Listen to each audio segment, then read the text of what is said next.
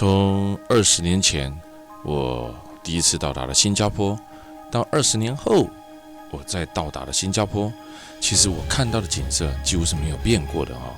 新加坡城市花园，从樟宜机场一出来，给予人的感觉，从樟宜机场一出来，看到新加坡，它像走楼梯、爬山路一样的持续不断的在亚洲国家当中努力，而且呢也持续不断的往上前进。新加坡绝对是台湾一个非常好的借鉴，一个城市如何能够持续不断的发展起来，一个城市如何能够在马来西亚这种大国底下脱颖而出。这个国家的政策你觉得呢？这个国家你说它有100%好的政策？不，今天就让我们来看看新加坡。新加坡带有一定的风格，带有一定的旅游的趣味存在啊。它只是一个城市，但新加坡内涵的韵味、内涵的城市发展，非常值得我们观光客来这边一探究竟。我前面讲到的，20年前当我第一次踏上新加坡的土地的时候，到20年后我在踏上新加坡土地的时候，永远给予人们这个城市持续努力、不断进步，这就是一个很大的重点哦。世界上哪一个城市可以让你一直觉得它是持续不断的进步呢？日本有天空树，新加坡也来给你一个Sky Tree 啊，超级的天空树哦，来创造一下不一样的新加坡的那个感受哦。新加坡的超级天空树哦，一个国家还有一个强的地方就是什么？它很会搞建筑特色，很会搞噱头，很会搞话题，制造话题，制造噱头，制造这些东西，让国际社会呢看得到你这个国家正在创新呢。东京当时把它的天空树呢建在了阿萨库萨啊浅草这个地方啊，让一个老社区呢一下子翻新变成了这个样子哈。这里也是斥资了200多亿打造了滨海湾花园啊。当年我最近一次去新加坡已经有好几年了哦。当年我来的时候呢，这个时候当地的导游还一直在告诉我说，这个所在就是什么后来要去的3位去起来了新加坡背起展开来哇，一直在讲哦。果不其然，几年后新加坡还是一直往上爬，就代表这个国家有眼光。到现在为止它还一直在往上建设当中还一直在往上建设为什么？它有4年、3年、5年、10年对于国家前景计划的建设，斥资了200多亿打造的滨海花园非常的有名出现了一群叫做超级树的机能建筑，超级树 Super Tree 其实呢是一个大温室当时设计这个概念呢，便是公益的生活机能为主要的诉求。为什么？你注意看看这里所在它来做的是呢，树叶会在白天的时候吸收太阳光，转化成电能储存，同时还具有遮阴的效果。新加坡在这一点创新跟环保节能、永续环境生态的利用，不是现在才有它其实在它做水上计程车的那个码头，我忘记叫什么名字了，10几年前就已经开始了他们就很会运用这种转换。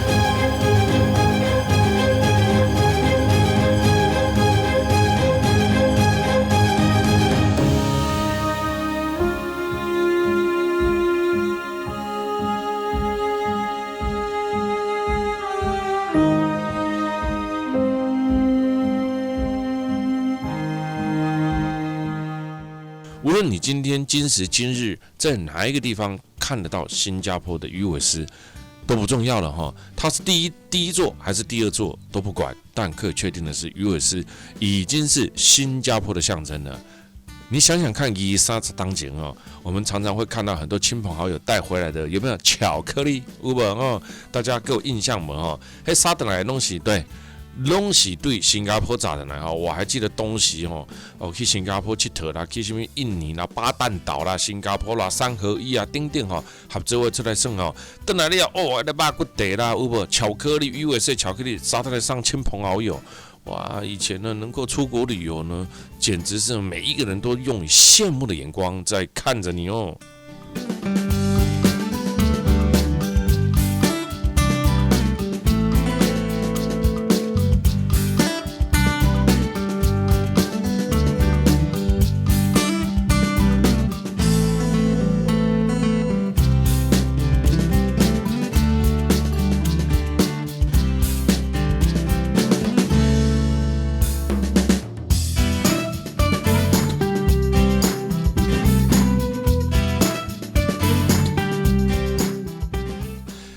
有的人可能是10几档啊，佮第二道来新加坡哦，来的人恁家己想看卖，当时你第一道来新加坡，你看的印象是啥？几多档来了，你去看，你有感觉无？十几档前，20几档前，你来新加坡，你去看的时阵，是不是就一定感觉这个城市建设了真好，有现代化城市的感觉啊？后面那一个是金沙赌场哦，上面有3栋这个像诺亚方舟一样的建筑，还有旁边这个鱼尾狮啊。那怎么办哈？我讲到新加坡，总是有可以滔滔不绝的讲出新加坡很多的东西，包含了新加坡的总理李光耀等等如何治理新加坡哈。所以新加坡带有强烈的特色哈。新加坡的旅游局的标志的鱼尾狮呢，首次亮相呢是在1964年。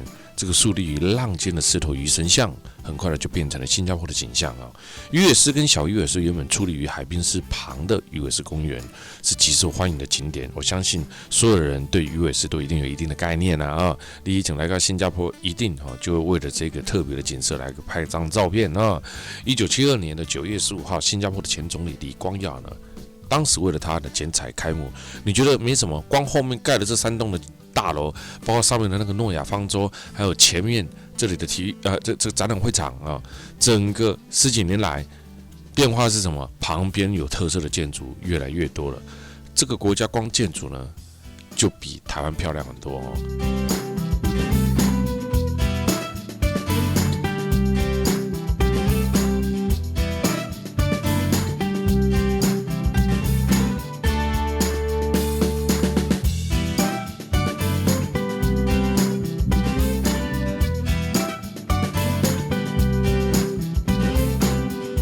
为什么会说新加坡它能够在世界国际舞台上站得这么好？你看这个政府，它对于建筑建设、城市景观的推展呢？你想看嘛？你到一个国家去，你就是看这个国家的前进甲进步，有无？逐当来都感觉这个国家逐当拢在进步，方便佮包括了城市景色、城市的这个规个建设得真好真清幽、真清气，人民守法。非常的有水准吼，你行伫这个路上的时阵，会感觉讲，这个是国家赞的，我等来互我讲互听，有无？但这个国家的人呢，伊嘛感觉讲，阮国家做得遮好吼，足有民主的，阮是一个先进的国家，有无？阮这吼，你甲看来，阮遮居住环境真好，空气好，大家人拢守法。但是呢，如果不是这个样子的话呢？你会觉得说这是龙欧国家啦，有无？这个国家的建筑这个城市的建筑那么丑啊你回去你就把这个渲染开来啊。所以你看呢，经过了20年，如果你20年前来过新加坡，20年后来新加坡，就是你一直看到新加坡它是持续不断的往上前进的。这个跟他们总理李光耀，虽然他是正反两极的评价，但的确他对于这个城市一路的他是往上走，从来没有往下走，有很大的功劳存在着哦。重达8.6米、重达70吨的鱼尾狮塑像是已故新加坡著名的雕塑家林浪斯先生用的混凝土制造而成的。另外一座高2米、重3吨的小型鱼尾狮雕塑也是林先生的作品，狮身呢由混凝土来制造，表面覆盖上陶瓷的鳞片，眼睛则是红色的小茶杯。这个狮头象征了当年那头狮子，鱼尾象征了淡马锡的古城。鱼尾狮的新居以水为主题，配上灯光的效果，营造出鱼尾狮浮立在壁坡之上的生动壮观的视觉效果。四周空地可以供各种户外表演所用哦。连接鱼尾狮跟看台的阶梯，不仅可以让游客靠近水边，也可以让游客席地而坐。那这个看台区呢，可以容纳300个人，游客站在台上呢，能够看到呢，希尔顿后面整个金融中心为背景啊，正面与鱼尾狮合照，非常的漂亮。这一个在马来纪年记载当中，古时候的新加坡叫做淡马锡，在爪哇语当中为海洋的意思啊。公元的11世纪，三佛齐王国的圣尼罗岛达马王子发现了这一座小岛，王子呢一踏上这座岛的时候呢，看见一头神奇的野兽，后来才知道那是狮子。于是呢，王子就叫这一座小岛命名为新加坡Singapore 法文里的意思呢 ，Singa 跟 Pra 王子将新加坡命为狮城，表示的新加坡是一个渔村的开端。所以为什么会有鱼尾狮的由来，也就此而出现了。后面整个都是它最有名的金融中心，早上很漂亮，晚上更漂亮啊。所以我说呢，新加坡呢，我讲认真哦，姑姑都爱来去抓，姑姑真假的爱来去抓哈。你别看新加坡呢哈，对以前到今嘛，对头到尾也经济啦，包括以人民的收入呢，永远都超过台湾。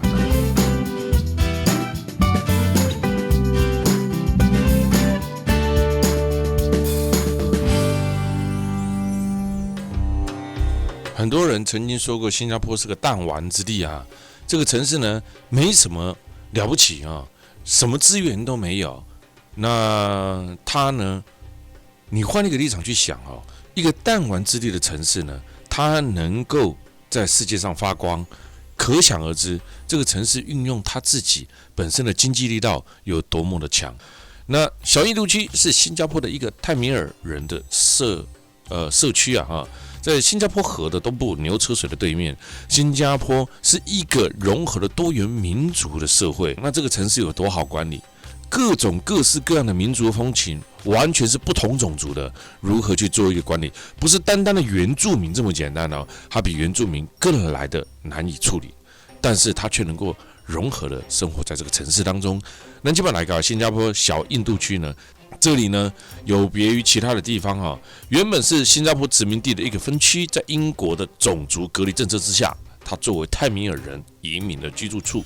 然而呢，由于呢这里慢慢的变得拥挤土地竞争的不断的升级许多泰米尔人呢就慢慢的从小区越来越被赶到其中一个地方，到后来他们就在这个地方成立了一个属于专程自己的地方最初呢吸引了养牛业者来这边养牛，这个区域的牲畜贸易一度相当突出。后来呢，其他地区经济活动发展起来，一直到了20世纪，看起来一个泰米尔族裔社区呢，慢慢的少数族群引起各种问题，一直到后来它聚集成了新加坡的什么小印度区。新加坡呢，作为新加坡的唐人街，保留传统建筑的独特风情，街名、标语、餐厅、物品等等呢，全部呢都有老一代华人的味道。这个华人指的是什么呢？可以说是整个中国沿岸的地方，福建啊、更当啊、丁丁、潮州啦、淡家、拢有因的足迹。潮州会馆、广东会馆、福建会馆，啪啪啪一大堆作为华人依景靠沿海的，他们拓展到南亚各个国家去，最早的祖先来自于中国，来到这个地方落地生根呢，在这边都可以看得到他们最早的在这边说中文比新加坡的任何一个地方都还要通哇，你看多么特别看到香菇那他吃什么不太了解那中啊是啥你知吧新加坡的饮食融合了马来西亚的文化，所以我一直很喜欢新加坡，真的新加坡带给我的感觉就是多元文化城市的代表。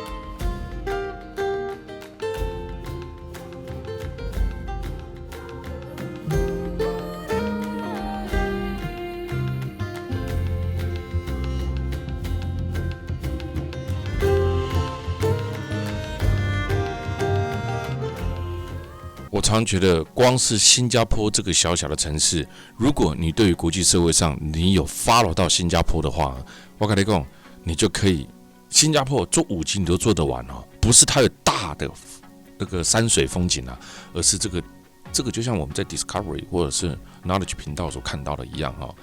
这个国家呢，你去看稍微城市的建构哦，未来城市的发展，真的啊，完全不同。旅游是这样子啊，除了看风景，还有增长眼界、增长知识。现代历史、古今未来，你都必须去看它。旅游的定义就在此。新加坡的滨海海湾竞赛娱乐城，这个呢，从建设起来呢，一直话题不断。它也就在这个天空树旁边的擎天树丛哦，这几个天空树之间有长达128公尺的空中步道，你可以购票穿梭在其中当中。而这3栋的 building， 这3栋的大楼撑起最上面的一个空中步道，我告诉你，上面还有无边际的游泳池。哇塞，天哪！它像不像圣经里面的诺亚方舟呢？从下往上看。哇，一艘船就架在这上面，对不对？哇，有钱啊！如果我们常讲中国有内需市场，所以呢，它敢发展。那新加坡哪来的内需市场？人就这么一点点，它哪来的内需市场？你说新加坡也没有内需市场啊。问题是，他懂得建设完毕之后去开创外国人来他国家的旅游啦哦，他懂得这么去开创啊，我一建设家也得啊，现在我盖那么多，你看你盖了之后没有人来消费，消费提倡不起来，对不对呢？你就会变文字馆，你就会变成了砸了大钱没有用啊！你想想看，你砸钱下去之后呢，你在建设的过程当中，夹着人都有逃楼，对不对呢？你带动了各个产业，从营建业、水电业。还有旁边的饮食业，你工作你就要有提供伙食嘛，人民的薪资拉高，然后呢，整体的经济效益拉高，对不对呢？还能不谈什么休息？不，他们就是不断的建设，使用者付费。为什么？愿意付出劳动的人不行，我再调动更多的劳力把它建设起来，国家就会蓬勃发展。啊，发展之后怎么样呢？没人啊，这个国家没什么人，所以他就开始做国际行销观光，让人可以来讲。交场博缴，新加坡这里所在，你自己去想想看啊，这个地方啊，法律这么的严格，但是呢，他却开创了，我搞个赌场，我这个赌场还不是随随便便搞了一下哦，我搞了个赌场呢，我还把这个赌场呢建设的美轮美奂，让大家一看到的时候，哇，产生了震撼的感觉。接下来呢，我把它盖在金融区，让整体的城市建设非常的美丽。最后呢，我告诉你，我交场去我新加坡，看啊外国人会使来博缴呢，我赚光你们的钱。但是呢，我本国人呢，没使和你来博缴，先喏，我不能让赌害死你。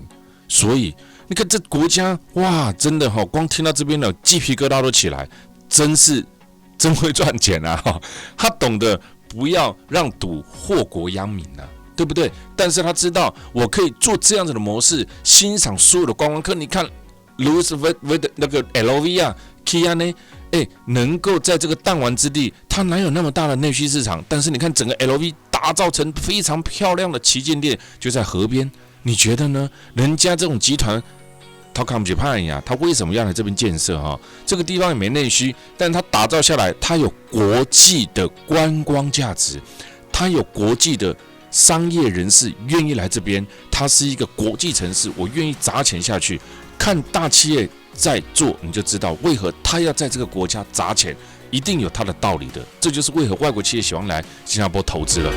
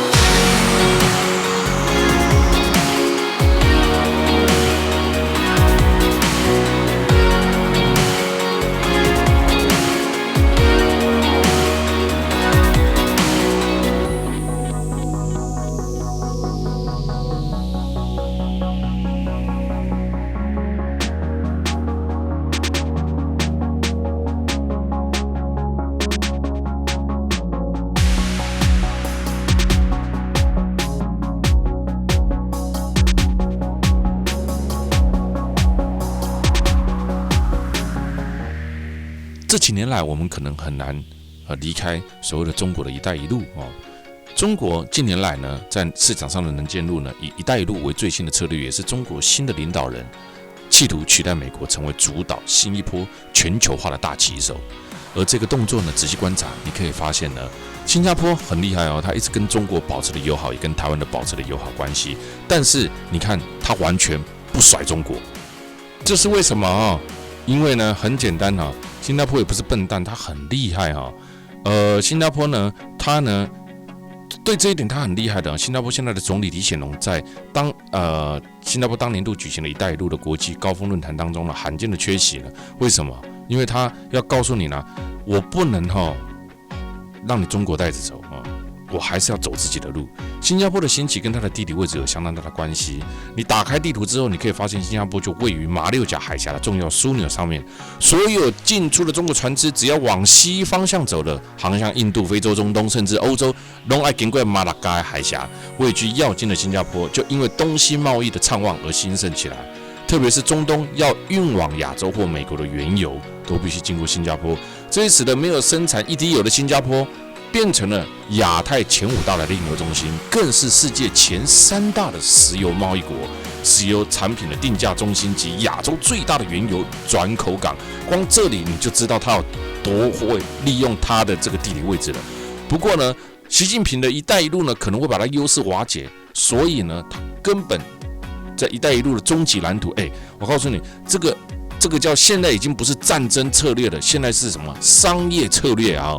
商业策略是很厉害的，这个我们晚一点再说啦。现在先看看新加坡金沙娱乐城的海滨秀哦，这个海滨秀呢，看一下呢，这就是像那做简单啊，跟这个美国的拉斯维加斯小港啊，他在赌场的前面，他懂得去运用这一些 free 的免费的这个设施每天包含了这些水舞啦。你看好几年前，10几20年前，我们常去新加坡会去圣淘沙嘛，当时就有水舞秀。他只是如今把这个水舞秀呢搞到了这个滨海金沙娱乐城前面，制造这个金沙娱乐城，让每一个晚上都会聚集很多的观光客。这个观光客呢，就看看它先进的灯光技术，而这个免费的灯光技术呢，在这边发展起来，你以为这么简单吗？不。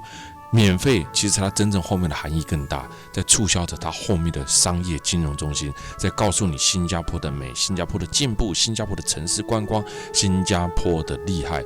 而金沙娱乐城顺便在这上面提供了资助的这些东西，为的是什么？我跟你讲，好，你知道我交场有钱，所以咱永远去加在交场附近，包括去美国的拉斯维加斯，你拢会使看到加在免费的秀，会使你看有无？先伊要无代无志做免费的秀，互你看，人生理人头壳都不是歹讲，对不对？先伊做这是无形当中对伊家己的什么行销，这就是重点嘛。所以呢，我们就可以看得到新加坡也呈现了这很多的运河啊。而我刚刚所提到的这个运河当中呢，其中呢，中国近年来很多的时候，它已经不是战争攻略。现在的最新全球定位战争的攻略是什么？叫做经济攻略，用经济打败你已经不是用枪弹来打败你了在中国的计划是希望在泰国延伸至中南半岛的狭长的领土上建造一条长达102公里的克拉运河，贯通泰国湾及印度洋。这个计划若成真，以后船只呢就不必再经过马六甲海峡了，就直接由印度洋通往克拉运河，就可以到中国的南海。如此呢，航程缩短1200公里，节省2至5天的航运时间。新加坡的经济命脉因此有可能就被此斩断了。我告诉你，新加坡跟马来西亚，我不担心这件事情，那我干嘛还要配合着你的一带一路呢？它自然有它生存的方式。我们现在欣赏一下金沙娱乐城的水舞秀。